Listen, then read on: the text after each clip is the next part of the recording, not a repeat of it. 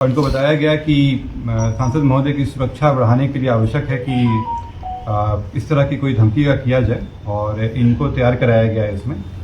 इसमें इनको दिया गया कि क्या बोलना है उसमें, और इनको पैसे का लालच दिया गया और दिया गया कि भविष्य में इनको नेता भी बनाया जाएगा।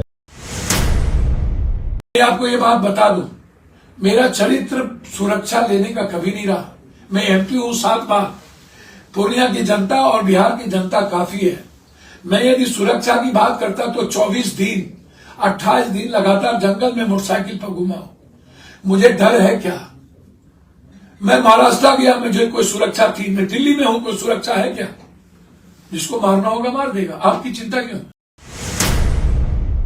चलिए, तो पप्पू यादव को धमकी दिए जाने का मामला फिर से सुर्खियों में है। और इस बार यह मामला इसलिए सुर्खियों में है क्योंकि धमकी देने वाले को पप्पू यादव का करीबी बताया जा रहा है। और पूर्णिया पुलिस के खुलासे के बाद यह मामला और सुर्खियों में अब बनता हुआ नजर आ रहा है, क्योंकि पूर्णिया पुलिस ने यह दावा किया है कि जिस आरोपी ने धमकी दी है वो कार्यकर्ता रह चुका है पप्पू यादव का, और पप्पू यादव का बेहद करीबी भी है। हालांकि देखिए, पूर्णिया पुलिस के दावे के बाद पप्पू यादव ने भी पलटवार किया है। उन्होंने भी सफाई दी है। सोशल मीडिया पर लाइव आकर उन्होंने पूर्णिया एसपी को एक तरीके से चैलेंज कर दिया है कि अगर धमकी देने वाला मेरा कार्यकर्ता हुआ तो मैं इस्तीफा दे दूंगा। और अधिक बातचीत के लिए हमारे साथ हमारे बिहार संपादक एसके राजीव भी जुड़े हुए हैं लाइव, उनके पास चलते हैं। एसके राजीव, देखिए, ये मामला लगातार तूल पकड़ रहा है। पूर्णिया पुलिस ने जो दावा किया कि पप्पू यादव के करीबी ही उन्हें धमका रहे हैं, इस मामले में देखिए पप्पू यादव की ओर से भी सफाई दिया गया है। उन्होंने सीधा सरकार पर निशाना साधा है एसके राजीव की सरकार में बैठे लोग मेरी हत्या की साजिश करवा रहे हैं। नहीं, देखिए दवी, दरअसल में ये पूरा मामला जो है वो आज से 15 दिन पहले इस पूरे मामले की शुरुआत हुई। और जब एक फ़ोन जो है वो पप्पू यादव के पास आता है और उस फ़ोन में यह कहा जाता है कि आपने जो लॉरेंस बिश्नोई को टुच्चा गैंग कहा है उसको लेकर के आप या तो माफ़ी मांगिए या नहीं तो फिर आपकी हत्या कर दी जाएगी। आनंद फानन में ये खबर जो है वो सुर्खियाँ बनती है मीडिया की। और उसके बाद पप्पू यादव बिहार के डीजीपी के पास एक एप्लीकेशन देते हैं और उसमें वो जेड कैटेगरी की मांग करते हैं सुरक्षा की। हालांकि उसके बाद फिर थोड़े ही दिनों के बाद पप्पू यादव को फिर एक फ़ोन आता है और इस बार जो फ़ोन आता है उसमें वीडियो भेजा जाता है और उसमें यह दिखाया जाता है कि देखिए ये जो वीडियो है, इस वीडियो में जो जिस तरीके से गाड़ी को उड़ाया गया है इसी तरीके से आपकी गाड़ी को उड़ाया जाएगा अगर आप माफ़ी नहीं मांगते हैं तो। और पूरे उसमें पूरी भूमिका बांधी गई है कि भाई जेल में क्या 10 लाख रुपए पर घंटा लगता है ऑफ करवाने के लिए जो है सो नेटवर्क को, तब आपसे बात हो रही है, पूरी बातचीत उसमें होती है। यानी कि जो पूरी ये स्टोरी है उसमें ये पूरा प्लांट किया जाता है कि ताकि शक की सुई किसी दूसरे पर न जाए और पूरे तरीके से शक की सुई लॉरेंस बिश्नोई पर जाए। लेकिन जब पुलिस पकड़ती है तो जो व्यक्ति है वो कहता है कि भाई दुबई से उसके कनेक्शन ये हैं कि दुबई में उसका साला रहता है और जब वो दुबई गया था तो वहाँ से सिम खरीद करके लाया था और दिल्ली में बैठ करके पप्पू यादव को उसने फ़ोन किया था और लॉरेंस बिश्नोई गैंग से इसका कोई मतलब नहीं है। ये मामला यहीं थम जाता है।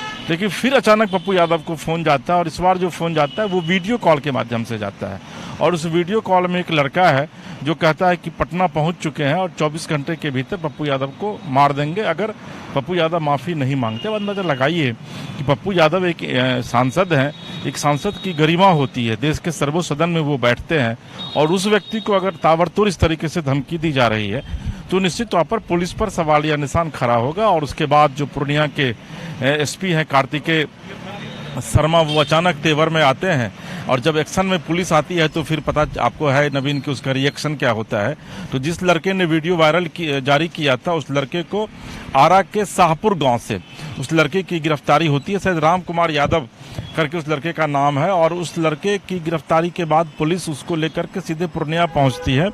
और कल जो कार्तिकेय हैं वहाँ के एसपी, उन्होंने एक पीसी किया वहाँ पर और कहा कि भाई उससे जो पूछताछ हुई है उसमें बड़ा दिलचस्प मामला सामने निकल कर आया है। दरअसल में जो लड़का है वो भी पप्पू यादव के गैंग से यानी पप्पू यादव की पार्टी से जुड़ा हुआ है। उसको प्रलोभन दिया गया 2 लाख रुपये का, 2000 रुपये एडवांस भी दिए गए और यह कहा गया कि तुम्हें ये तमाम काम जो है वो करना है, बाद में तुमको पार्टी में भी शामिल कर लिया जाएगा। अब जाहिर है अगर एसएसपी इस तरीके की पीसी करेंगे और वो भी पप्पू यादव को लेकर के, तो पप्पू यादव की बौखलाहट तो बढ़ेगी पप्पू यादव ने का जो आप स्टेटमेंट सुनिए अभी उन्होंने जो सोशल मीडिया पे दिया है, उन्होंने कहा है कि चैलेंज करते हैं वो बिहार पुलिस को। उन्होंने नीतीश कुमार पर आरोप लगाया है और कहा है कि भाई बिहार के मुख्यमंत्री जानबूझ करके उनको फंसाना चाह रहे हैं। उन्होंने कहा कि पुलिस जानबूझ करके उनको सरकार के इशारे पर फंसाना चाह रही है, सरकार के इशारे पर पुलिस काम कर रही है और इस पूरे मामले की अब वो सीबीआई इंक्वायरी की मांग करते हैं कि सीबीआई से इस पूरे मामले की जांच हो और अगर इस पूरे मामले में कहीं ना कहीं से सत्यता साबित होती है तो पप्पू यादव न सिर्फ सांसद का पद छोड़ेंगे बल्कि राजनीतिक जीवन से वो संन्यास ले लेंगे। अब देखिए मामला कितना ये लगातार उलझता जा रहा है। एक तरफ पुलिस कह रही है, खास करके एसपी कह रहे हैं, पूर्णिया के एसपी कि भाई ये पूरी प्लांटेड स्टोरी है, जो स्टोरी पिछले 15-20 दिनों से लगातार चल रही है या फिर चलाई जा रही है।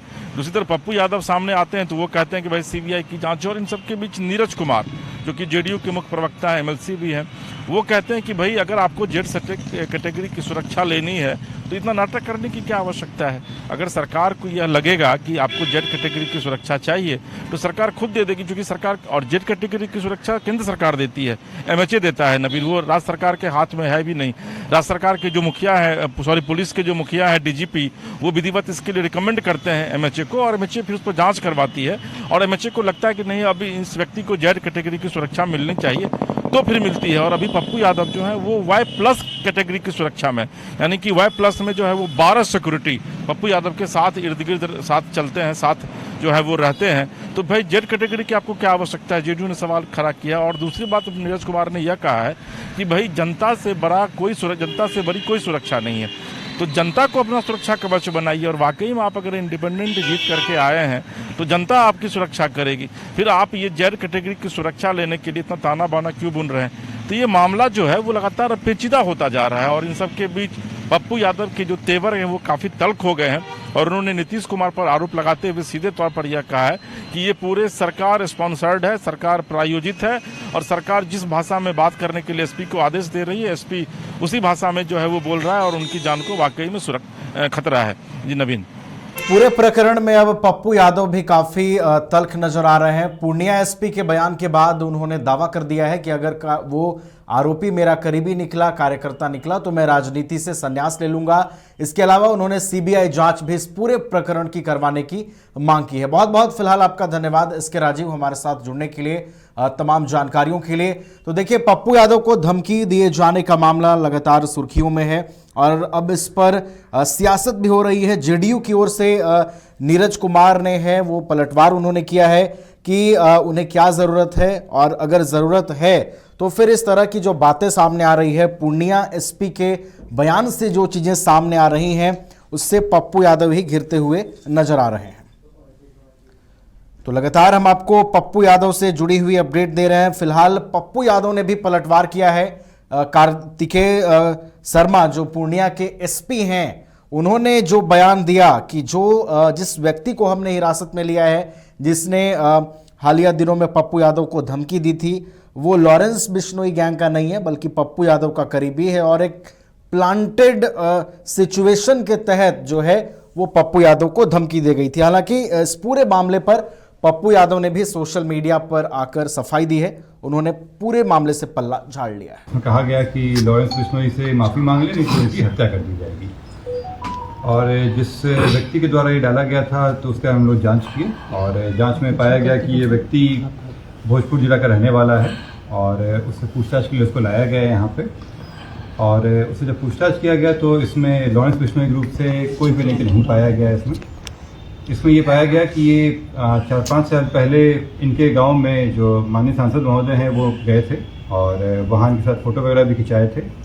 ये उनका समर्थक भी रह चुका है पहले का और ये संभवतः उनकी पुरानी पार्टी में भी ज्वाइन किया गया था, जो जा पार्टी था।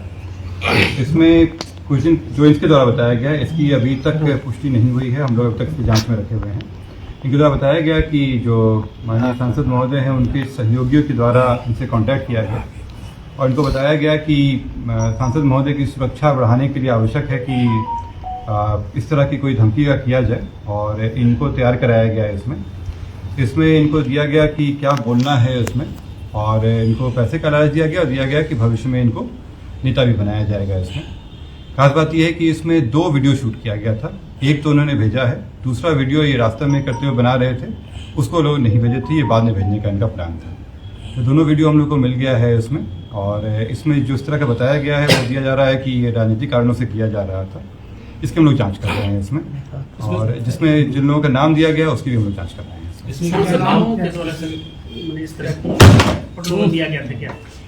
इसमें जो ये बताए हैं वही मैं बताया कि जो इसके द्वारा बताया गया वो आपको बताया कि 2 वीडियो बनाए गए थे इसमें, और प्रलोभन देके इसमें बनवाया गया था कि इसमें, और ये उनके पार्टी का मेंबर रह चुका है पहले।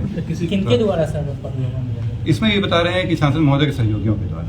नाम सही क्लियर नहीं हुआ क्योंकि अभी तक वो अनुसंधान का पार्ट है, इसलिए नाम लेना उचित नहीं। क्या कुछ सर इसमें क्या बात हुई थी सर? बिल्कुल, जो ये बता रहे हैं इस हिसाब से कि इसको पैसा प्रलोभन दिया गया था, और दिया गया था कि पहले वीडियो पहले ही शूट कर लिया गया था, भेजा बाद में गया था। गिरफ्तारी कहाँ हुई सर? इसमें बता रहे हैं जो वीडियो जो बनाया गया था पहले बना के रख लिया गया था, और दिया गया था कि समय के हिसाब से उसको भेज दिया जाएगा, और वैसा ही किया गया है। इसमें इसको प्रलोभन दिया गया था कि इसको भोजपुर जिला में ही पार्टी का नेता बनाया जाएगा, और कुछ पैसे दिए गए। वीडियो कितने रुपए की सर बताया गया था? कितने रुपए? इसको वीडियो बनाने से पहले केवल 2000 रुपए दिया गया था, और इससे बात किया गया था कि इसको 2 लाख रुपए। अच्छा, वीडियो कितने दिन पहले शूट की गई सर? ये बता रहे हैं कि 1 महीना पहले का। 1 महीना पहले। नाम क्या है सर?